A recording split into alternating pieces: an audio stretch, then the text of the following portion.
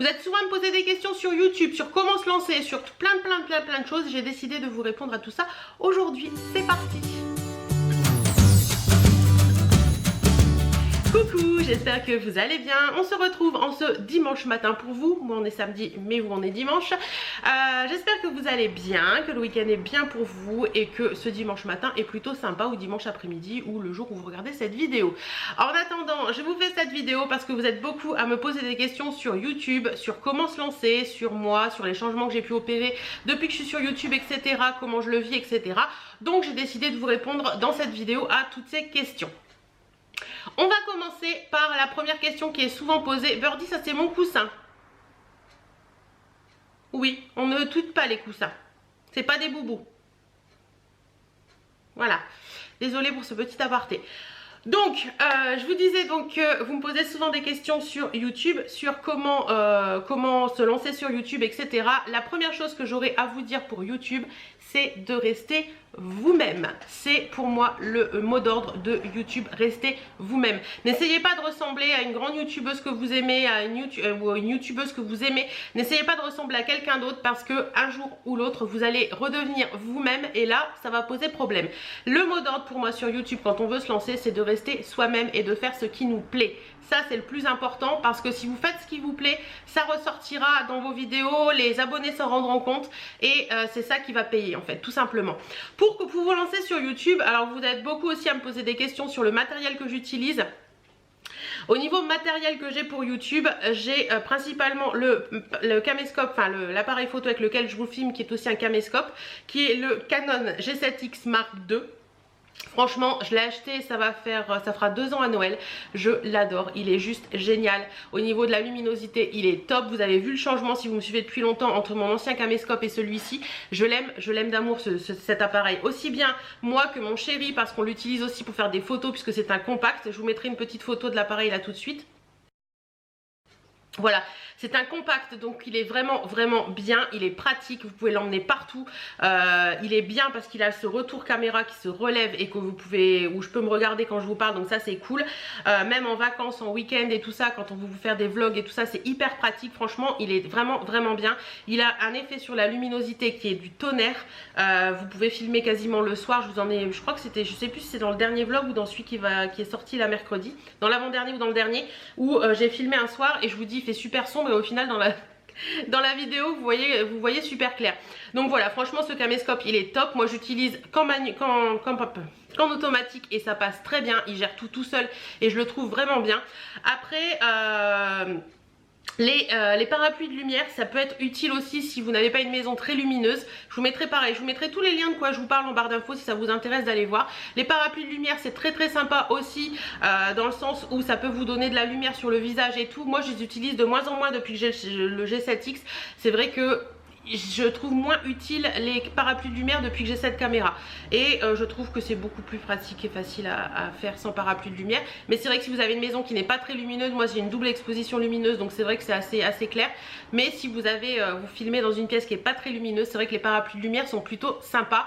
Après un truc qui est sympa aussi c'est la ring light, donc c'est un gros anneau rond que vous pouvez mettre derrière votre appareil qui vous illumine. Alors si vous avez des lunettes, la ring light franchement moi j'en ai acheté une mais je m'en sers très peu, voire jamais. D'ailleurs, il faudrait que je pense à la revendre parce que les parapluies de lumière avec la ring light avec les lunettes, ça vous fait un rond de lumière. Dans les lunettes ça reflète, c'est pas très joli. Par contre si vous n'avez pas de lunettes c'est plutôt sympa parce que ça vous fait un rond lumineux autour de la pupille et je trouve ça très joli. Voilà, donc si vous avez des lunettes, la ring light c'est pas forcément top. Préférez les parapluies de lumière ou les softbox qui sont des gros trucs. Moi j'en ai pas de softbox parce que je trouve pas ça utile pour moi. Donc voilà un petit peu les trucs, les principaux accessoires pour se lancer. Des parapluies de lumière, un appareil qui est plutôt pas mal, mais vous pouvez très bien faire aussi avec votre téléphone.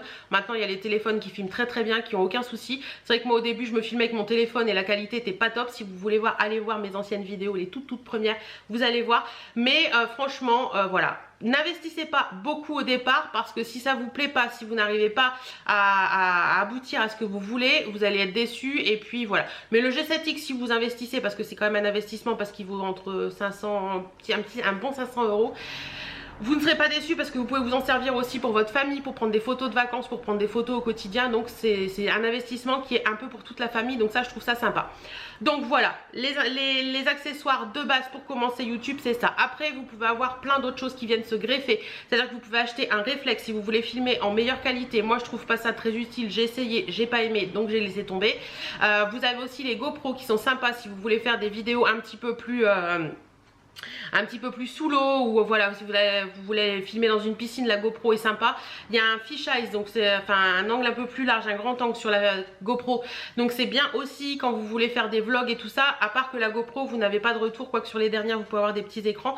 C'est un peu moins facile parce que le son n'est pas forcément aussi bien qu'un caméscope, etc. Mais la GoPro est plutôt sympa aussi. Donc voilà un petit peu, une fois que vous avez tout ça, ben, vous pouvez vous lancer. Pour vous lancer faites les vidéos qui vous plaisent, voilà. Regardez un petit peu partout sur YouTube les vidéos qui vous plaisent, les choses qui vous plaisent. J'avouerai qu'actuellement, si vous voulez vous lancer, le vlog est quand même très regardé. Ça peut être sympa, essayez, vous verrez si ça vous plaît ou pas. C'est vrai que vlogger n'est pas dû à tout le monde. Certaines personnes y arrivent très bien, d'autres y arrivent un peu moins. Les daily vlogs demandent beaucoup d'investissement. Poster une vidéo par jour, il faut savoir qu'une fois que vous l'avez fini, il faut la monter. Le montage prend énormément de temps aussi. Alors pour les montages, vous avez différents logiciels également. Vous avez, moi j'utilise Movie Maker depuis des années et ça me va très bien comme ça. Certaines disent que Movie Maker c'est le dinosaure du montage vidéo, mais pour moi ça me va très bien. J'arrive très bien à faire ce que je veux avec Movie Maker, donc je reste sur Movie Maker. Sinon vous avez Filmora aussi qui est plutôt sympa à première vue mais qui est payant. Movie Maker en général vous l'avez dans votre PC. Filmora il est très bien aussi mais il est payant si vous voulez faire des incrustations. Par exemple si vous voulez juste mettre une photo là sans que je dois enlever ma face, vous pouvez, moi je peux pas sur Movie Maker mais ça me va bien. Donc Filmora est très bien. Après vous avez iMovie, je crois que c'est iMovie sur Mac qui est bien aussi, mais vous en avez plein de logiciels de montage différents. Si vous en connaissez d'autres, n'hésitez pas à en parler en commentaire. Mais moi je vous dis, Movie Maker me va très bien et j'arrive très bien à faire ce que je veux avec. Donc voilà, en sachant que le montage vidéo prend énormément de temps également. C'est là que je voulais en venir. Le montage vidéo prend énormément de temps également parce que il faut savoir que sur une vidéo, par exemple si vous tournez une vidéo de 30 minutes, vous allez devoir la regarder pendant 30 minutes. Mais vous allez aussi devoir agir sur cette vidéo. Donc en général une vidéo de 30 minutes, elle prend le double, voire un tout petit peu plus à monter. Pour vous donner un exemple, mes vidéos vlog qui durent à peu près 1 heure, je prends facile 2 heures, 2 à 3 heures selon le montage que je fais pour la monter. Donc franchement ça prend du temps. C'est pour ça que je vous dis que les daily vlogs, quand vous vous lancez dans les daily vlogs, il faut être vraiment sûr de vous, parce que le soir vous allez devoir monter la vidéo et pouvoir la mettre en ligne. Ça dépend aussi de votre connexion. La fibre c'est génial quand on est youtubeuse, mais quand on est dans un truc qui est pas fibre, ça prend énormément de temps. Pour vous donner un ordre d'idée, quand je montais mes vlogs avant, quand je mettais en ligne un vlog avant d'1 heure sur une connexion internet basique, je mettais facile 8 à 9 heures pour que le vlog soit en ligne. Maintenant avec ma connexion qui est en fibre, je mets 10 minutes, moi 10 à 15 minutes s'il est vraiment long. Donc vous voyez, ça change énormément la vie et ça change beaucoup de choses quand on est youtubeuse d'avoir la fibre. Donc voilà un petit peu pour tout ça. Sinon après, au niveau de YouTube, des partenariats, etc. Vous avez plusieurs plateformes qui sont à votre disposition si vous voulez vous lancer sur YouTube. Vous avez la plateforme Octoly qui est très connue, vous avez Influence for Brand qui est très connue aussi. Après vous avez Ivancy, vous avez Yo, vous avez Influence Me, vous avez, enfin je vous les mettrai tous en barre d'infos, ce sera beaucoup plus simple parce que j'ai peur d'en oublier. Vous pouvez aller sur ces plateformes, il y en a qui sont plus spécifiés Instagram comme Yo, mais ils se... ou You, je sais pas trop comment on dit, mais ils commencent à se diversifier un petit peu pour Facebook. C'est celle que j'utilise pour les vidéos My Jolly Candle par exemple. Et vous avez, voilà, vous allez sur ces plateformes, vous avez un nombre de crédits limité pour les demandes que vous pouvez faire, mais vous avez des tonnes et des tonnes de marques qui vous mettent des demandes, des propositions de partenariat, et vous pouvez les demander si ça vous intéresse, ou si ça ne vous intéresse pas, ben vous laissez couler tout simplement. Vous avez, quand vous faites un partenariat, vous avez par moment, les 3/4 du temps, des dates limites au niveau de pour poster la vidéo. Donc assurez-vous avant de demander le partenariat que vous pourrez faire la vidéo en temps voulu. Ça c'est important parce que la relation que vous allez avoir avec la marque dépend un petit peu du travail que vous allez fournir, et ce qui est tout à fait normal. Donc vous avez ces plateformes là pour avoir des solutions des tests gratuits, mais vous pouvez aussi utiliser d'autres plateformes que n'importe qui peut utiliser, comme TRND, comme vous avez plein de plateformes où on peut tester des produits. Donc si vous en connaissez, n'hésitez pas à le dire en commentaire également. Donc voilà un petit peu pour tout ça. Sinon vous avez également la réception de mails. Donc moi je sais que je reçois des mails. Bon, je vais pas dire tous les jours, mais j'en reçois très régulièrement des propositions de partenariat de diverses boutiques et variées, machin, truc chouette. Donc ça peut passer de la fringue, des bijoux, des accessoires maison, il y a vraiment de tout.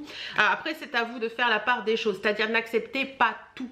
Tout simplement parce que c'est gratuit, des moments on est tenté, mais on accepte un peu des choses qui ne sont... Moi je sais que j'ai fait cette erreur là au début de ma chaîne, d'accepter un peu tout ce qui me tombait parce que je me dis ouais c'est gratuit, c'est sympa et tout, et puis ça fait du contenu aussi, mais n'acceptez pas tout, n'acceptez pas des choses qui ne vous correspondent pas parce que je trouve ça dommage. Après au moment des fêtes, c'est vrai que par moment j'accepte des choses qui ne me correspondent pas forcément, que je n'aime pas forcément, parce que je trouve que ça peut vous faire des idées, des vidéos idées cadeaux de Noël.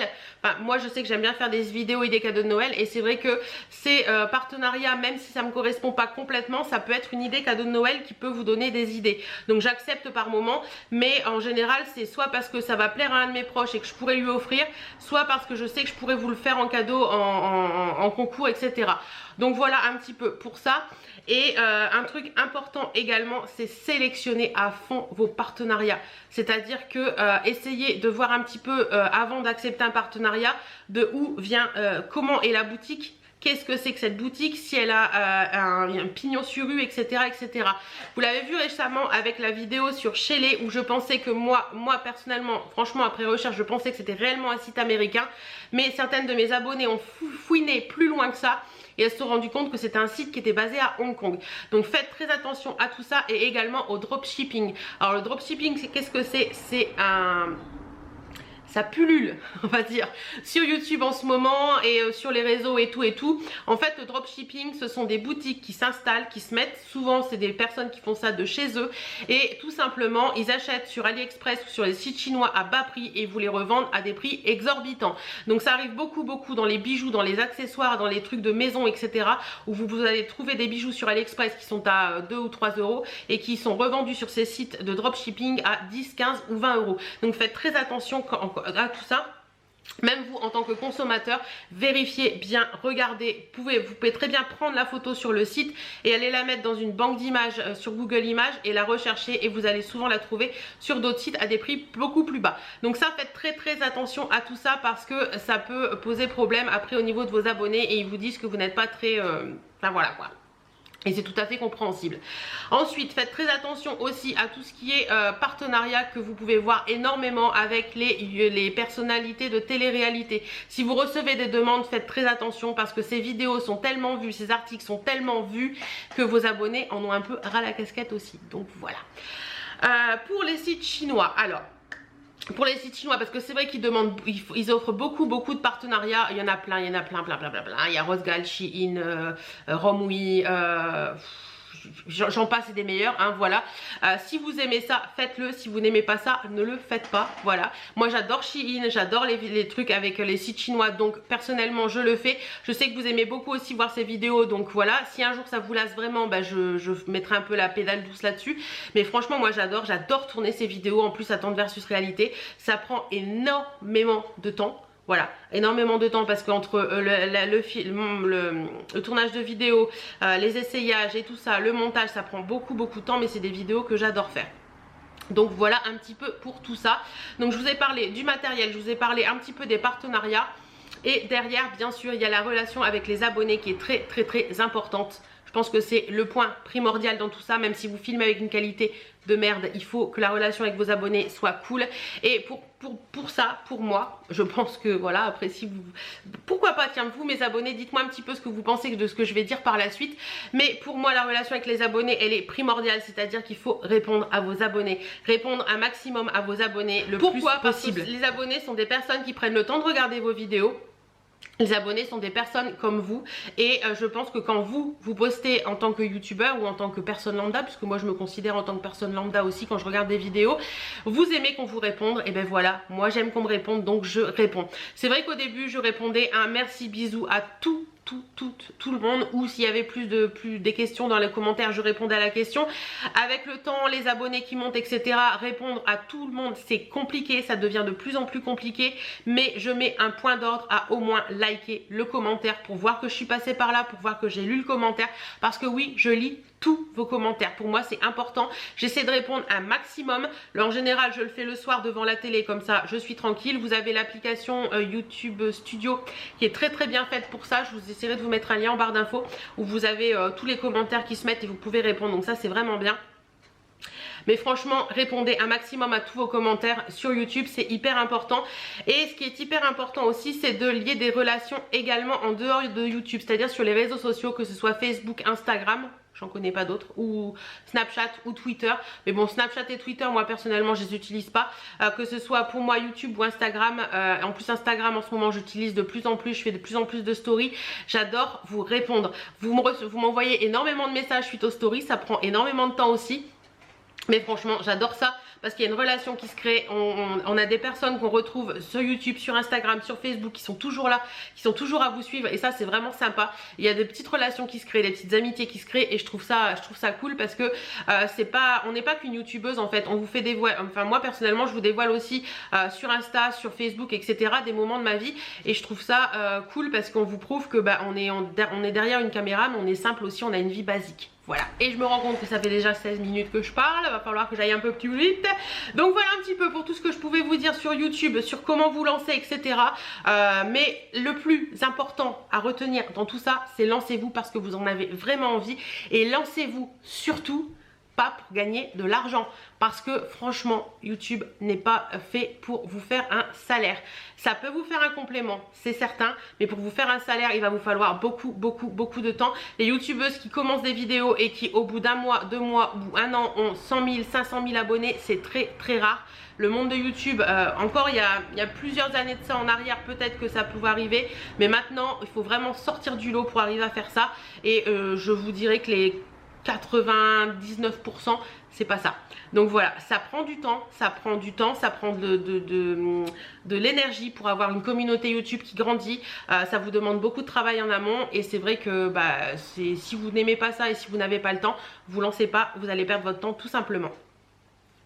Sinon, je voulais vous parler également de YouTube et moi. Je vais essayer de faire court parce que voilà.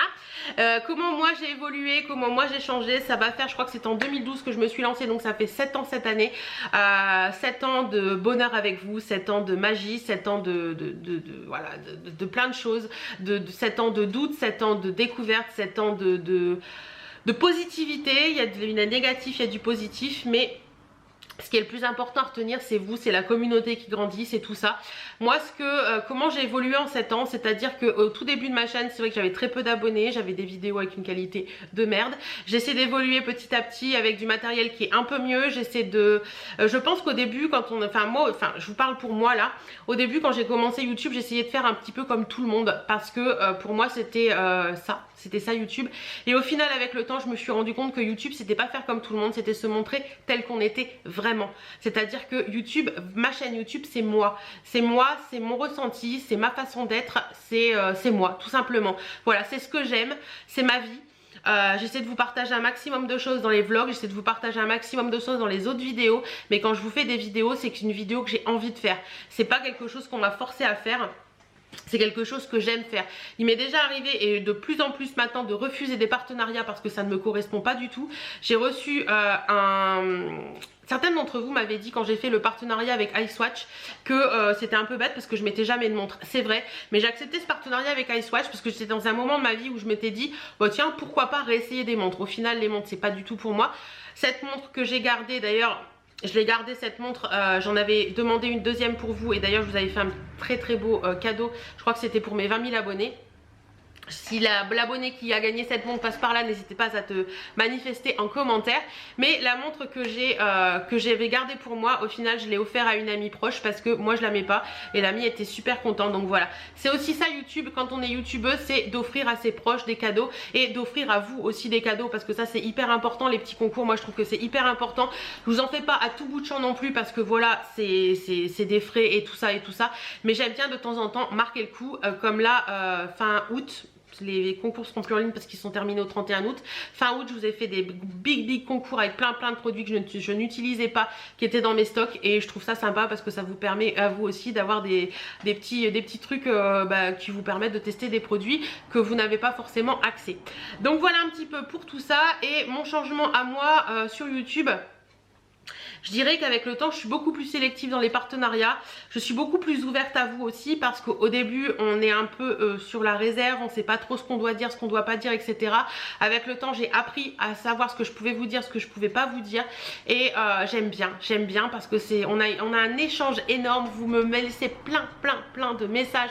Et ça fait vraiment plaisir, parce que c'est vraiment, on se rend compte en fait par les messages que vous nous laissez en tant que youtubeur. Enfin moi personnellement, je dis nous en tant que pour les youtubeurs, mais moi personnellement je me rends compte par tous les messages que vous me laissez que ce que je fais vous plaît. Quand ça vous plaît pas, vous le dites aussi, mais quand c'est constructif, quand le commentaire est constructif, négatif mais constructif, je le prends avec grand plaisir, vous le savez. Après, quand il y a des commentaires qui sont complètement cons, bah franchement je laisse couler ou je supprime tout simplement, parce que faut pas oublier une chose, je vous en ai parlé récemment, c'est que ma chaîne c'est chez moi, et que si on vient chez vous un matin, qu'on frappe à la porte et qu'on dit oh bah dis donc t'es vraiment dégueulasse ce matin, ton rouge à lèvres il est immonde, ta tenue elle est vraiment immonde, c'était vraiment dégueulasse.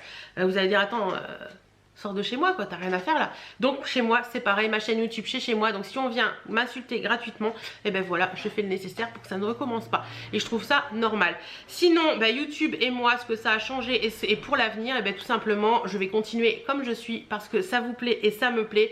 Je pense que j'ai bien évolué sur YouTube, et je me suis vraiment je me dévoile vraiment maintenant, actuellement depuis quelques années, comme je suis vraiment. Je vous partage ma vie, je vous partage mes déceptions, je vous partage mes joies, je vous partage mes changements dans ma vie, dans ma maison, de changement de déco. Je vous partage Birdie, je vous partage très peu mon mari parce que lui il a beaucoup plus de mal avec tout ça, mais bon bref.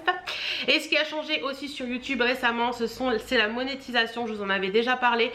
Depuis l'été dernier, je suis passée à une autre sorte de monétisation, c'est-à-dire que je mets un peu plus de vidéos, je mets un peu plus de publicité dans mes vidéos, et oui effectivement ça rapporte beaucoup plus d'argent, sans tabou, parce que moi je n'ai pas de tabou avec vous. Je dirais que en mettant une publicité au début, une publicité au milieu et une publicité à la fin,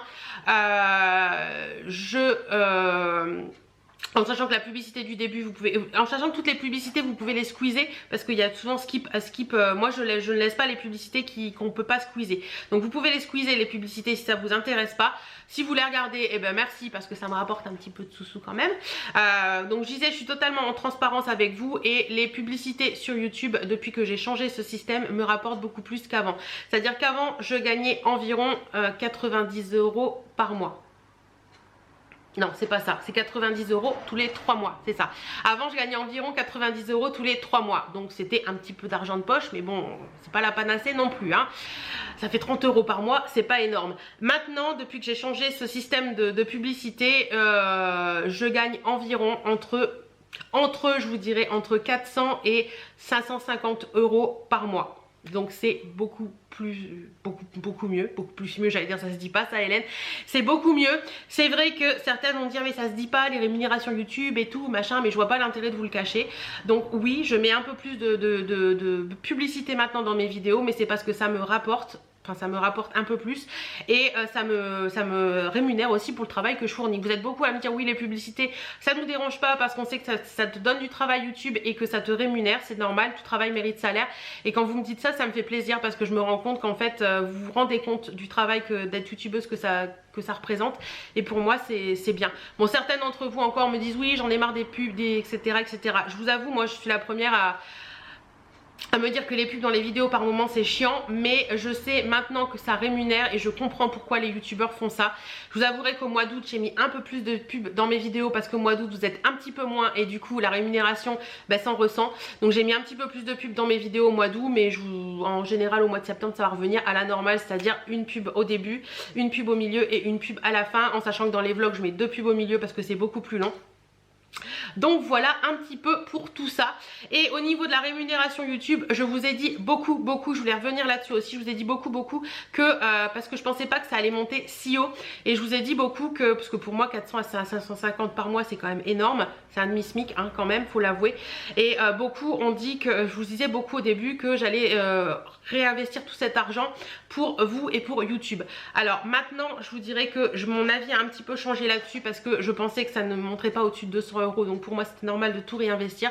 Maintenant je vous avoue que je réinvestis pas tout, c'est pas possible, enfin c'est pas possible, si ce serait possible mais je n'en vois pas l'utilité. J'en investis une partie pour vous mais j'en investis aussi une partie pour ma vie de tous les jours, c'est à dire que voilà, quand j'ai envie de me faire plaisir j'utilise aussi cet argent comme tout salaire, tout simplement. Quand vous allez travailler vous n'allez pas tout réinvestir pour votre patron, voilà, pour vos employés. Donc voilà, la rémunération YouTube c'est pareil. Voilà, j'espère que vous m'en tiendrez pas rigueur mais je pense que beaucoup d'entre vous comprendront ça. Voilà, j'espère en tout cas que cette vidéo vous aura plu. Si vous avez d'autres questions sur YouTube et tout, n'hésitez pas à me les poser en commentaire, j'y répondrai avec grand plaisir. En attendant, moi je vous fais plein de bisous et je vous dis à très bientôt dans une prochaine vidéo.